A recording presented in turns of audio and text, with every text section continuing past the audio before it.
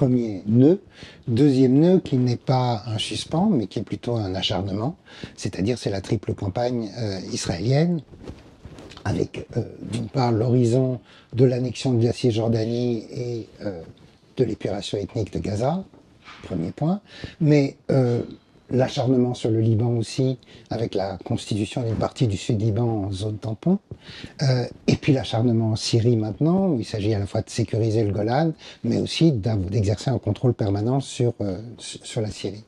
Donc, quels seront et tout ça avec le blanc-seing de l'administration Trump. Donc, la question est de savoir qu'est-ce que ça va avoir comme incidence, d'abord sur la conduite du gouvernement syrien et sur les possibilités de recomposition de la société syrienne. Oui. Alors, moi je pense qu'on n'a jamais vécu autant de violence en même temps dans cette région du monde.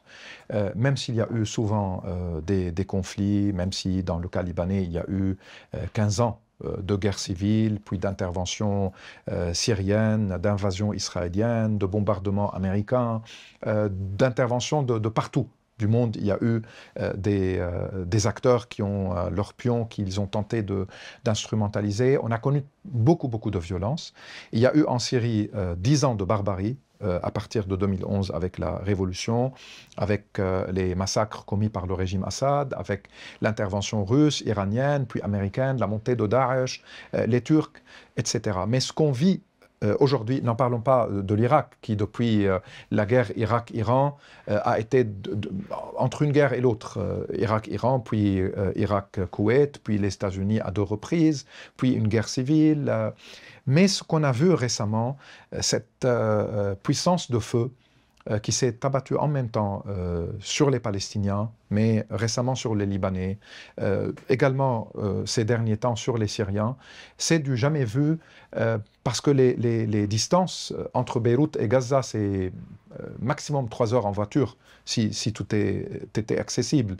Même entre Damas et Gaza, c'est 3h30, 4 heures entre Beyrouth et Damas. Donc les gens qui vivent là-bas sentent presque dans leur chair la violence qui s'acharne et entre le génocide à Gaza, les attaques en Cisjordanie, et ça dure et ça devient un laboratoire de violence. On l'avait vu en Syrie déjà pendant 10 ans et on normalise avec la violence, qui est très dangereux. Le ministre russe, par exemple, de la Défense, se félicitait du fait que la Syrie est devenue un laboratoire pour les nouvelles technologies militaires russes. Il a même dit, je pense, en 2016 ou en 2017, que les ventes des armes russes ont progressé grâce à leur succès en Syrie.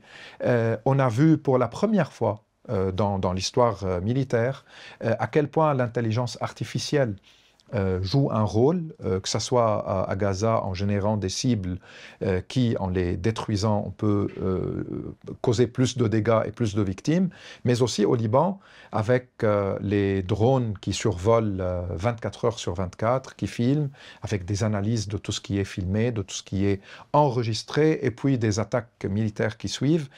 Donc, il y a un phénomène de violence qui traumatise les gens et qui dure maintenant avec une intensité folle, du jamais vu.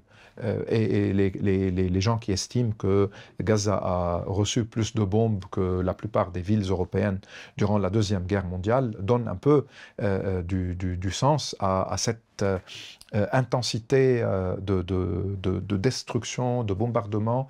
Et il y a des destructions qui transforment des maisons ou des immeubles en poussière, même pas en ruines. Je l'ai vu moi-même dans le sud Liban il n'y a pas très longtemps. Donc, je crains que cela va laisser beaucoup de traces et de traumatismes, évidemment.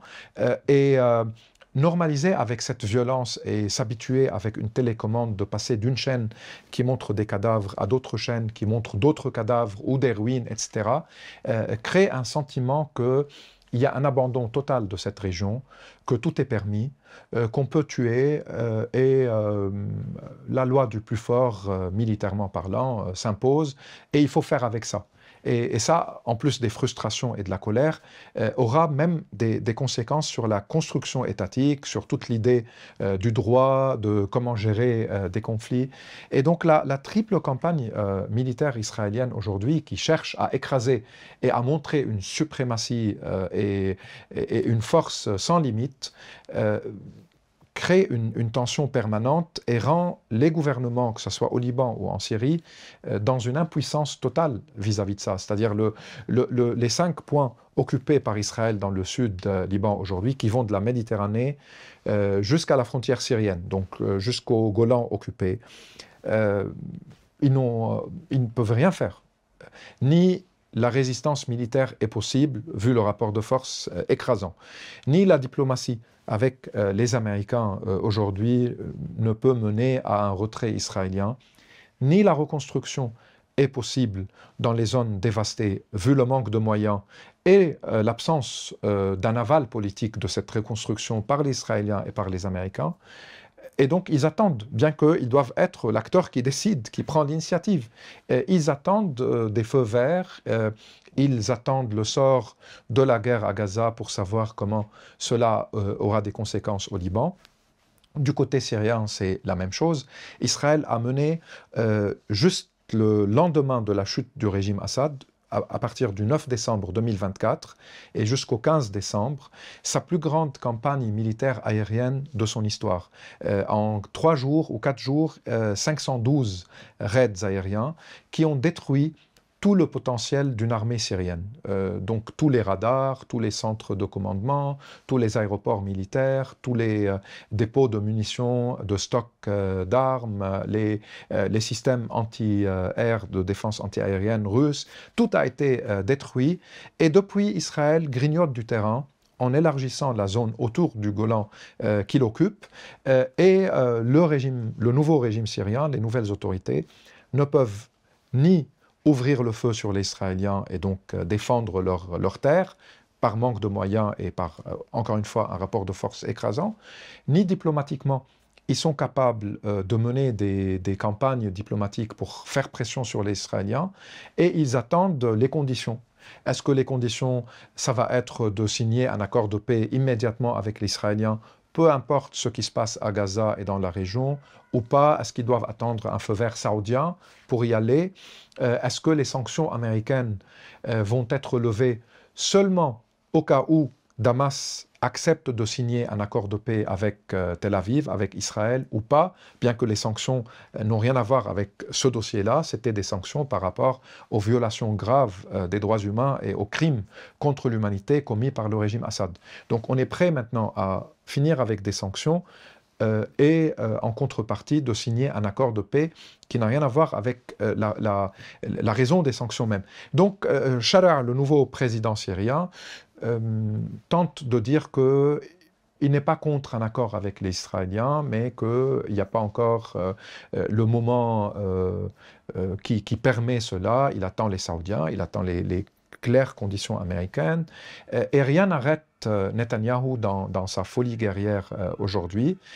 Tant que 18 mois de génocide à Gaza n'ont pas suscité suffisamment de réactions internationales, n'en parlons même pas de sanctions, mais de mesures d'arrêter la livraison d'armes, d'arrêter certains accords d'échange économique ou de partenariat économique. Rien ne s'est passé, y compris avec les pays arabes qui ont normalisé avec Israël, que ce soit le Maroc, le Soudan, les Émirats, le Bahreïn, en plus de la Jordanie et de l'Égypte. Ils se sentent dans une impunité totale, et bien qu'il y a eu les mandats d'arrêt de la Cour pénale internationale, il a quand même réussi à partir en voyage, à traverser l'Europe pour se rendre aux États-Unis, à rendre visite à son ami Orban en Hongrie. Donc il n'a pas été menacé par la Cour pénale internationale et il considère que tout est permis. En plus, l'obsession de la Cisjordanie d'une partie de ses ministres et des colons israéliens va l'encourager à tenter aussi une annexion d'une partie, de modifier la démographie dans cette partie-là. On voit que le camp de Jenin, par exemple, a été rasé il n'existe plus, ce qui a déplacé des dizaines de milliers de Palestiniens au sein même de la Cisjordanie. Ça peut être le cas pour d'autres camps, pour d'autres villes. Il y a une destruction de certains petits villages. Le film No Other Land qui filmait leur vie quotidienne et leur résistance à l'occupation. Certains de ces villages ont été récemment rasés également. Donc les choses se poursuivent et cela rend la région un laboratoire de violence et d'une violence sans limite, avec du sadisme qui filme les crimes, qui est fier des crimes. Et on a normalisé avec la violence en Syrie pendant 10 ans. Là, on normalise avec la violence à Gaza pendant maintenant presque 2 ans. Le Sud-Liban a subi aussi un bombardement qu'il n'a jamais connu auparavant, avec cette ampleur-là, et sans capacité à répondre, à reconstruire, et on reste prisonnier de cette situation et on attend.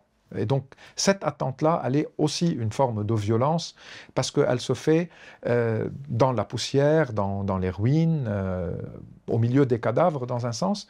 Et quand je pense même à une possibilité de reconstruction un jour, ça veut dire aussi une nuisance sonore, ça veut dire de la poussière, ça veut dire des chantiers qui vont durer des années pour reconstruire ce qui a été déjà détruit, et c'est peut-être la deuxième, troisième fois dans certains villages. Donc c'est comme si on passe notre temps à voir des destructions, puis à reconstruire, puis à revoir des destructions et à les subir, avec cette fois beaucoup de difficultés pour reconstruire. Parce que même pour les individus, vous savez que le système bancaire libanais a presque fait faillite, donc l'argent des individus n'est pas disponible. Donc même si ce n'est pas l'État qui veut construire, même si ce sont des initiatives par des gens qui ont les moyens, ils n'ont pas accès à leur argent pour reconstruire. Et c'est juste suspendre le temps, la vie, et vivre avec l'attente et les souvenirs, dans un sens.